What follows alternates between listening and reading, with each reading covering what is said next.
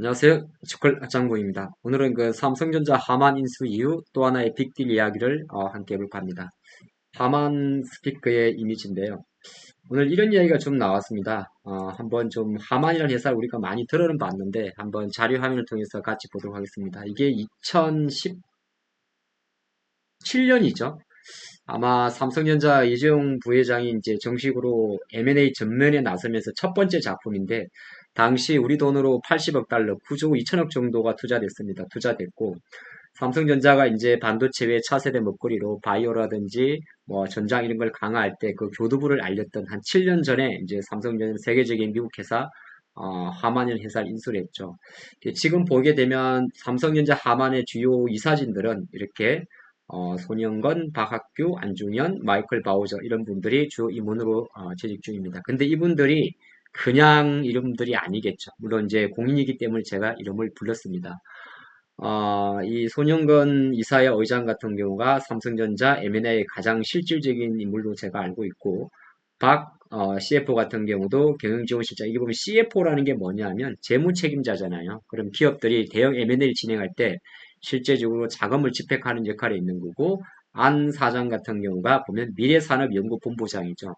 과거 삼성의 이전실 생각하면 어떨까 싶습니다. 그런 관점인데, 주요 이사진들만 본다 해도 이 하만이란 이 회사 자체가 삼성전자가 2017년도 당시 무려 80억 달러라는 금액의 대규모 금액을 투자할 때 얼마나 전장의 진심이었는지를 알 수가 있고, 또 하나는 이게 이재용 부회장 회장의 첫 작품이었다는 거죠.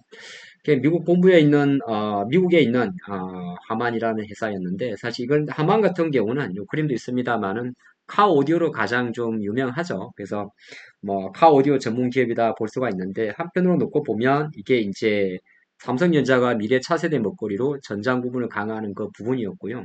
밑에 그래프는 이제 하만 인수 이후에 사실 하만을 인수하고 나서 이 부분이 삼성의 전장 부분이 삼성전자 전체 매출에서 얼마나 영향을 미쳤는지를 좀 보여주는 그래프인데, 조금 자세히 보게 되면 이렇게 볼 수가 있습니다. 2017년도에 이제 인수를 했는데, 당시 영업이익 추이를 놓고 보게 되면 570억대에서 잠깐 2020년도에 잘 가나 싶다가 고꾸라진 적도 있었어요. 550억 정도로 내려가면서 야, 후조란 돈을 썼는데 이거 뭐 꽝된 거 아니냐 싶었습니다만은 다시 한번 재개가 되면서 23년도 기준으로는 1조 클럽에 들어갔습니다. 그러면 아직까지 삼성전자 전체 매출에서 하만이라는 이 전장본의 사업 매출 비중이 10%는 되지는 않습니다. 23년도 기준으로 대략 5% 조금 넘어간 걸로 알고 있는데, 어쨌든 영업이익 기준으로는 이제 1조 클럽에 들어왔다는 거죠. 물론 삼성전자가 잘 나갈 때 40조, 50조 영업이익을 보이는 거, 이런 거 감안하면 별거 아닙니다만은, 한편으로는 전장 부분에서 조금씩 빛을 발한다고 하는 것은 삼성전자의 투자 관점도 장기적 관점에서는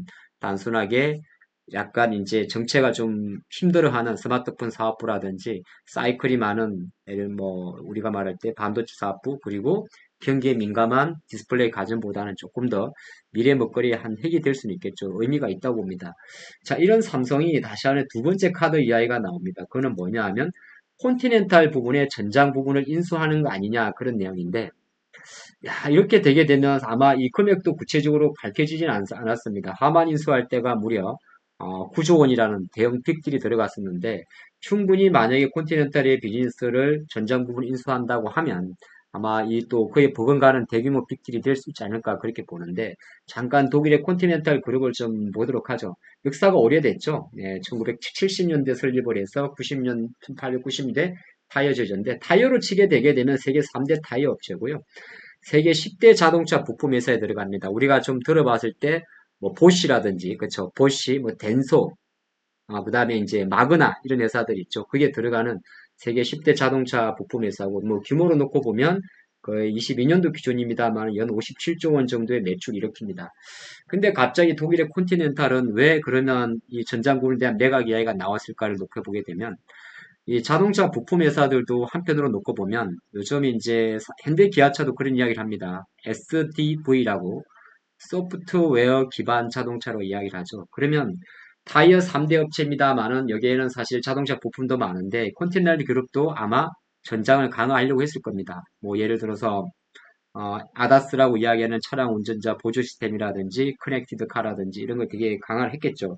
제가 좀 보니까 뭐 자율주행이나 전동화에 좀 강화를 했는데 이렇다 할 성과가 없었다고 해요. 그러다 보니까 바로 작년도 23년도 하반기에 이 미래성장사업부 모빌리티 부분을 해체했다고 합니다. 그렇게 놓고 보면 충분히 삼성이 독일 컨티넨탈 그룹의 전장 부분이 되겠죠. 조금 더 구체적으로 놓고 보면 ADAS라고 대변되는 아다스라든지 뭐 차량용 디스플레이 같은 부분에 대한 그림을 좀 강화할 수 있습니다. 삼성이라는 회사가 반도체를 만들면서 한편으로 삼성 디스플레이를 모델로 해서 차량용 디스플레이를 강화하고 여기에 삼성의 차량용 반도체가 양산되면서 삼성이 직접적으로 차는 만들지 않지만은 여기에 뭐 오디오 회사 하만 인수했고 여기에 약간 전장을 강화하기 위해서 대표적인 아다스라든지 또는 차량용 디스플레이를 강화한다고 하면 충분히 일리는 있다. 그런 말씀 좀 드리겠고, 물론 아직 결정된 건 아닙니다만 충분히 우리가 고민할 부분이 있고, 마치 만약에 움직인다면 가능성이 없는 것도 아닌 것이 바로 이 현재 삼성 하만의 주요 이 이사의 어떤 보더진의 역할을 놓고 보게 되면 충분히 다시 한번 제2의 하만으로 갈 수 있지 않나 보겠습니다. 그런 관점에서는 한번 지켜볼 이슈가 될 것 같고, 물론 이 하만 인수의 전장 부분에서 1조 원 정도의 매출이 영업이익이 나온다고 해서 삼성전자의 투자 포인트를 완전 일주에 포커스를 맞출 건 아닙니다. 이런 이슈가 나오고 정말 컨티넨탈 그룹의 일정 부분 전장 부분은 얼마의 금액으로 인수할지는 또 여러 가지 난제가 남았습니다만은 이런 이슈가 나온다는 것은 그만큼 삼성전자가 전장 부분에 계속적인 투자의 여력을 열어둔다는 걸 좀 열어볼 수가 있고요. 그냥 투자 아이디어 관점에서 관련 기업들을 잠깐 본다면 제일 먼저 생각나는 기업은 삼성전기겠죠. 네, 삼성전기도 어떻게 보게 되면 삼성전자는 뺐습니다. 예, 삼성전기가 아무래도 차량용 MLCC라든지 차량용 카메라 이런 데 계속 투자를 하고 있는 부분이니까 대형주 관점에서는 삼성전기 같은 기업들이 주목이 될 수가 있을 것 같고 이제 조금 좁혀오면 바로 차량용 반도체 기업으로 오겠죠. 텔레칩스라는 기업도 현재 최대 주주는 이제 뭐 텔레칩스라든지 2대 주주가 LX 세미콘으로 들어와 있습니다만 대표적인 차량용 반도체 관련 기업이죠. 여기에 삼성전자 생각하면 전장 카메라로 들어가면 세코닉스라는 기업도 있습니다. 물론 이제 조금씩 작아지는 기업입니다만 이런 기업들도 우리가 추정해 볼 수가 있을 것 같고요. 그러면 또 에이테크 솔루션이라는 진짜 작은 기업이 있는데 이거는 뭐 주가는 지금 주가에 너무 신경 쓰지 마시고 관련 기업들을 한번 체크해 보는다 보시면 좋을 것 같습니다. 또 전장하니까 생각나는 게 아무래도 퓨런티어 같은 기업들도 있을 수가 있겠죠. 그래서 지금 움직이는 말씀드린 기업들 같은 경우는 한편을 놓고 보면 큰 결에 좀 어긋날 수도 있지 합니다만은 우리가 전장 기업을 보다 보면 삼성전기라든지 텔레칩스라는 기업을 우선으로 뽑겠지만 기타 관련 기업들도 있다 그런 말씀 드리겠고 과연 이게 얼마나 해시가 될지는 우리가 좀 지켜볼 재미난 이슈가 될 것 같습니다. 한번 보게 될 것 같아요. 매 분기 삼성제 실적에서 삼성전자의 전장 부분의 성장성 속도. 너무 우리가 빨리 단정 짓긴 좀 그럴 것 같습니다. 그래프만 놓고 본다면. 한번 지켜보도록 하시죠.